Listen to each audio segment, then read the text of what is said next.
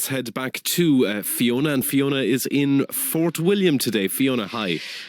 I am indeed, Nick. Yes, I'm in Fort William, broadcasting from the Highland Cinema, which was only opened in 2020. I'm just underneath the most amazing chandeliers made out of antlers. It's a stunning place, and it's buzzing today.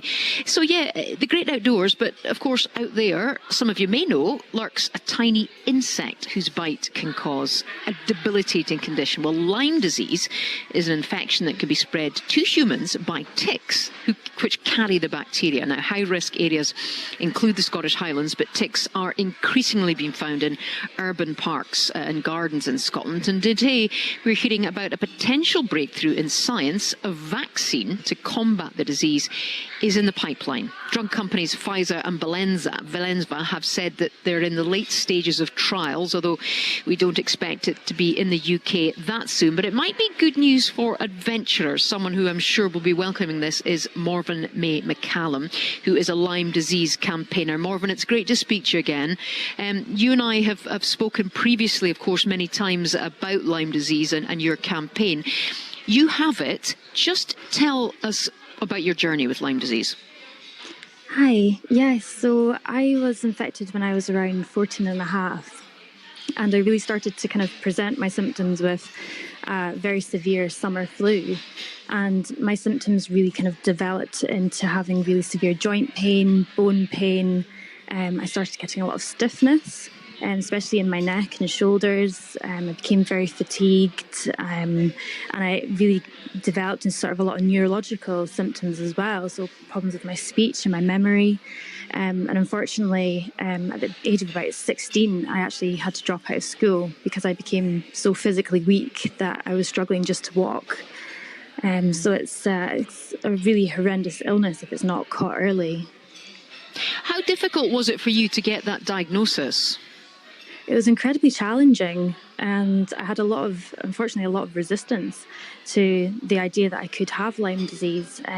Primarily because all of my blood tests on the NHS kept coming back as being negative, which unfortunately is a very common theme because the blood tests are so unreliable, and yet doctors are kind of pressured into relying upon these tests which don't give accurate readings.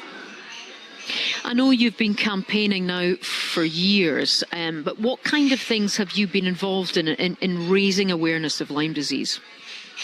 And so I wrote a book called Finding Joy, which is fictitious but based on my experiences with Lyme disease. And I've really used my writing in order to give talks to schools, literary events, basically anywhere that's interested in learning about Lyme disease, I will go to give a talk.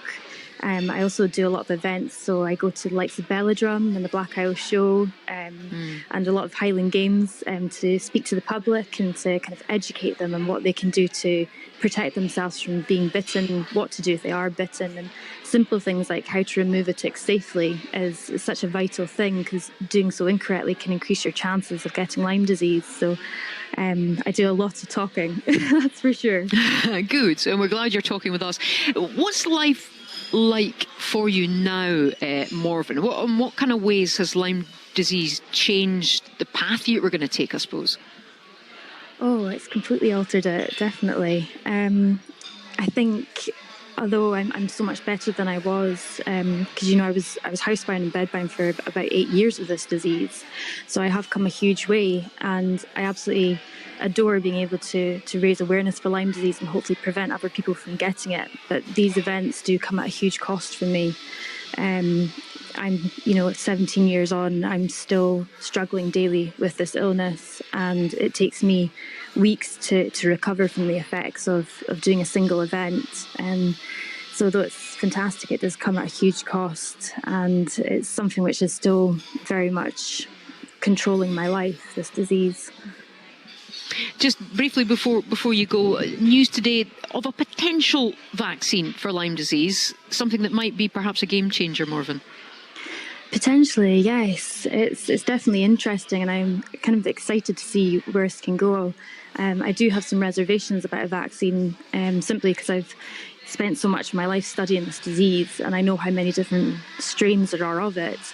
And these vaccines tend to only cover you for a small amount of those strains. So it's one of these things to keep an eye on for the future, definitely. But I do have some reservations about them. Well, listen, thanks again for coming on with us, Morven, and you take care of yourself. That's Morven-May MacCallum, who is a Lyme disease campaigner from the Highlands of Scotland. Well, listening to Morven is infectious diseases expert Professor Jack Lambert, who is also one of the leads at the Lyme Disease Resource Centre. Jack, good to speak to you again. Thanks for coming on. Listening to Morven-May's experience there is pretty scary, but perhaps it's a story that you have heard a lot of. It's not uncommon for you to hear this story. No, not at all. And I see patients every day that get referred to me. I do most of my practice in Dublin, and I see some patients in Edinburgh some of the time, and I'm seeing the misdiagnosis. People who got a rash, who got joint pain, the GP diagnosed ringworm and the summer flu, didn't even think of Lyme disease because the patient never saw a tick. And then I'm seeing patients years and years down the way who the doctors just discounted Lyme disease. So it is a big challenge because ticks are everywhere. They're on the increase. Ticks carry lots of bacteria, including Borrelia. Scotland seems to be the preferential site for many of the ticks in the UK. So the highest number of ticks per population, or Lyme disease per population, is Scotland. But the challenge is there's not good diagnostics. We don't have a PCR. We don't have an antigen test. So it's hard to make the diagnosis. And I think there's a lack of awareness in the general population, and there's a lack of education for GPs on the front line to recognize signs and symptoms of Lyme disease. And Jack, just explain to us, why is it on the rise, do you think? Global warming. We had COVID, people going outdoors. I mean, there's lots of reasons. The changes in the ecosystem. People are closer to animals now. We've had an outbreak of monkeypox. We had COVID-19. Those are zoonotic infections. Those are infections that are spread from animals to humans. So I just think things are changing. I mean, there's an outbreak in the UK, England now, of tick-borne encephalitis. That's a virus that's spread by ticks. Usually it used to be found in Eastern Europe and Scandinavia. Well, the ticks are flying over on geese from Sweden to the UK, dropping off and biting people there. So things are changing. The world is changing, and tick-borne infections are on the increase. And Jack, you and I spoke. I came to talk to you about Lyme disease. It must have been, 5-6 years ago.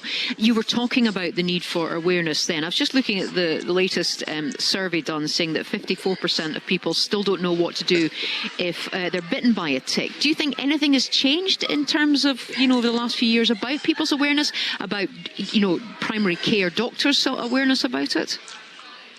Well, not really. I don't think so, to be perfectly honest. We established the Lyme Research Centre, and we've worked on signage, and we've kind of done some pilots in West Lothian and also in Fife, so that when people go out, they can be aware this is a tick area. But that's not. That should be throughout the country. So I think there should be signage throughout the country, and people should take that on board, not be afraid to show signs that ticks are there. So I think we need a campaign for signage. And then I think there hasn't been a campaign to educate GPs. There has been a program in England with the Royal College of GPs. They've put together an e-learning module and a kit for Lyme. We've actually offered through the Lyme Research Centre to implement that in Scotland, to train the GPs, but that hasn't been taken up yet. So I just think there needs to be, it's educate the GPs, educate the public. Today I saw a young adult from East Kilbride who was bitten a year ago. The mum pulled out something that she thought was a tick, developed joint pain, following that. And here she is a year later, debilitated, out of school. This is today's, consultation. Somebody had come over to see me, saw the pediatrician. Pediatrician said it couldn't be Lyme. The child has all the classic signs and symptoms of Lyme disease. Just because the Lyme test was negative, the antibody test is 50-50, she was kind of denied the diagnosis of Lyme disease and the opportunity to be cured. And she's kind of heading on the same road, as the story you've heard before by Morven. But I think we're missing a lot. We should be diagnosing Lyme disease just like a GP diagnoses cellulitis, like an ear infection. It should become routine because it's so common in Scotland and the UK. And an educational campaign at all levels is really essential. And just finally, briefly, are you aware of a potential vaccine, Jack? Does that give you some hope? Well, yes and no. But, I was on the Data Safety Monitoring Board for a Lyme vaccine back in 1988. It was licensed by Connaught. There was 2 licensed vaccines back in the 80s for Lyme.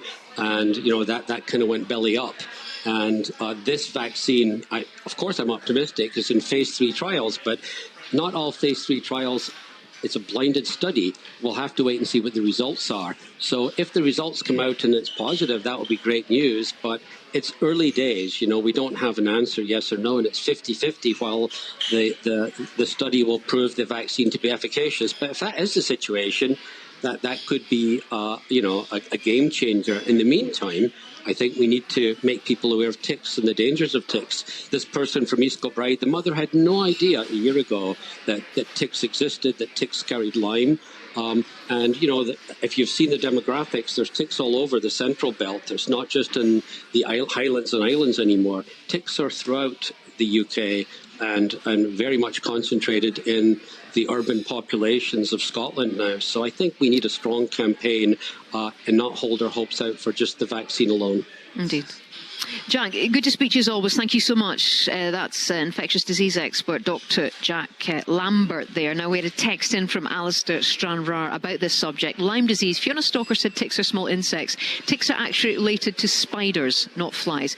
Thank you, Alistair. It could be because I'm arachnophobic. I couldn't actually say the word spiders, but there I've said it. Small point, but I know you like accuracy. Alistair, we do indeed, and thank you very much for that. That's very much appreciated. Now, you're listening to Drive Time. Nick Sheridan's the studio in Glasgow. I'm here, Fiona Stalker, in Fort William, but Andrew Petrie is here with the sports. Good afternoon. Good afternoon, Fiona. Well, the big news